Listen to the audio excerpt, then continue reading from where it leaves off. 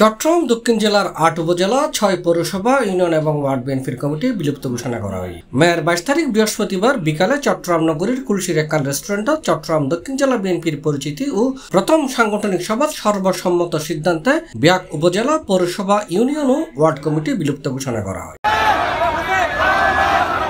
দলীয় সূত্র জানায় দক্ষিণ জেলার আওতাধীন বিয়াক উপজেলা পৌরসভা ইউনিয়ন ও ওয়ার্ড বিএনপির কমিটি মেয়াদ উত্তীর্ণ, যার কারণে সাংগঠনিক কার্যক্রম ব্যাহত হয়ে এতলায় এসব কমিটি বিলুপ্ত করা হয়। আগামী ত্রয়োদশ জাতীয় সংসদ নির্বাচনের সামনে রাখি দক্ষিণ জেলার নির্বাচনী মাঠ গুছাই বেলায় এবং গণতান্ত্রিক ভোটাধিকার পুনরুদ্ধার করতে চলমান আন্দোলনের অংশ বেলায় এসব কমিটি বিলুপ্ত করে দলের দুঃসময় আন্দোলন সংগ্রামত তাগন্যে ত্যাগী তৃণমূলের পরীক্ষিত নেতাকর্মী দিয়ে নতুন কমিটি গড়িবার সিদ্ধান্ত এই বলে জানা গিয়ে।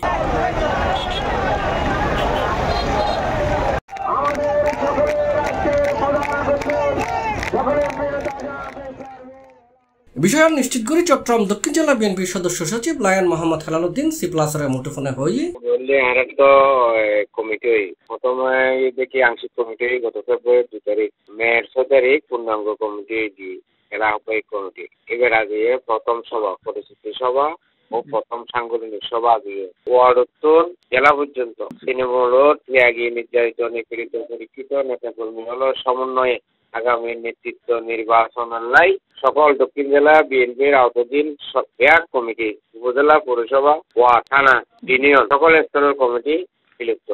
চট্টগ্রাম দক্ষিণ জেলা বিএনপির পরিচিতি ও প্রথম সাংগঠনিক সভা দক্ষিণ জেলা বিএনপির আহ্বায়ক আলহাজ ইদ্রিস মিয়ার সভাপতিত্ব সদস্য সচিব লায়ন মোহাম্মদ হেলালুদ্দিনের সঞ্চালনায় প্রধান অতিথি আছেন বিএনপির জাতীয় নির্বাহী কমিটির চট্টগ্রাম বিভাগীয় সাংগঠনিক সম্পাদক মাহবুবুর রহমান শামীম। বিশেষ অতিথি আছেন বিএনপি জাতীয় নির্বাহী কমিটির সহ সাংগঠনিক সম্পাদক হারুনুর রশিদ হারুন ও ব্যারিস্টার মীর হেলাল। এতে উপস্থিত আছেন চট্টগ্রাম দক্ষিণ জেলা বিএনপির সিনিয়র যুগ্ম আহ্বায়ক ও সদস্য।